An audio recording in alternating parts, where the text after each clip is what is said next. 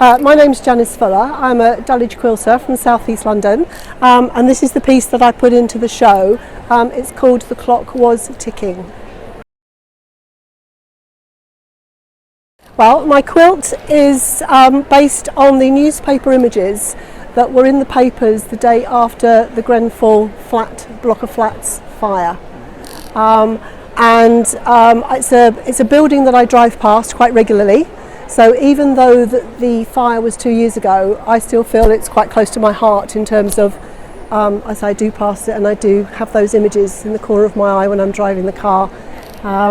So it's a machine piece. The centre here was done by stripping fabrics together and then subcutting them and then reforming the tower. I then did piano keys at the side to build up the London landscape going off to the horizon. In terms of the quilting, I've got free machine quilting here on the trees. The trees are made up of 4 layers of net that have been built up one upon another, and each layer was individually quilted and then overlaid and overlaid. I've done straight quilting for the London skyline to get across a sort of an industrial impact, and then inside the tower itself I've sort of got wispy smoke sort of creeping up through the building. And the sky I've done with some free machine quilting, and then I've put 72 stars in the sky, one for each of the fatalities on the day of the fire. And the title that I gave it, The Clock Was Ticking, was the fact that Grenfell Tower was 40 years old when it was refurbished.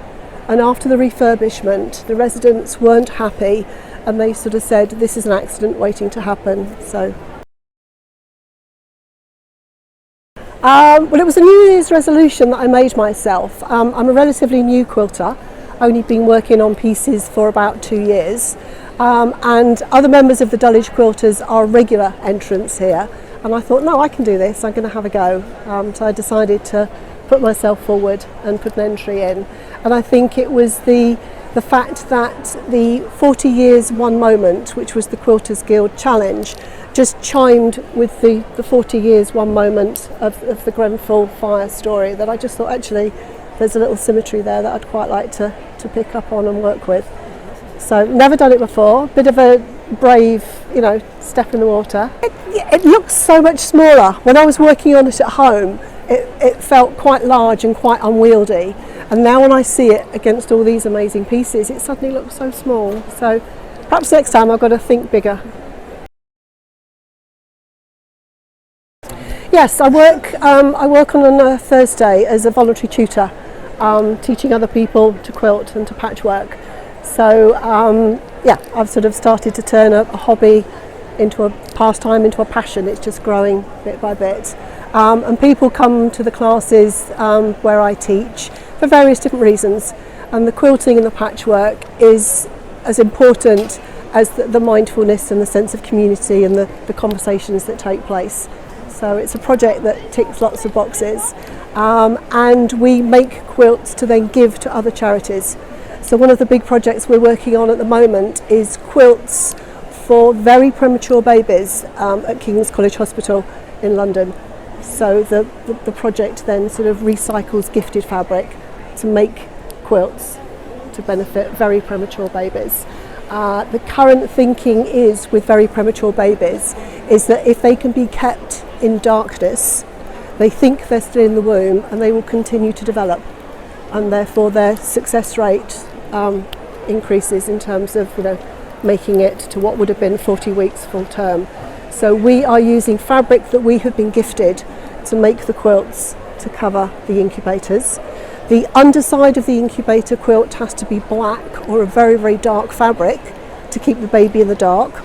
The outsides of the fabric, they like to be as cheerful as possible so that it creates a nice, cheerful working environment for the nurses, so that when the parents arrive to visit the premature babies, they can instantly spot the quilt across the room and they know that their baby is safe underneath that quilt. So no two quilts are the same.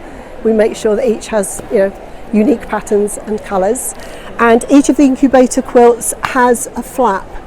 so that the nurses can undo the flap, they can get their hands in to do the feeding tubes and the care of the baby, letting in minimal amount of light, and baby stays cocooned inside, developing away nicely. So that's what we get up to. I've always been into fabrics and I've always been into dressmaking, and then of course I don't think dressmaking is as necessary as it once was, but I still had the love of fabric and stitching and creating. And when I retired, I went to a Dulwich quilters show, and I was totally captivated by what I found there, and I found the address and introduced myself and made sure I became a member as soon as possible.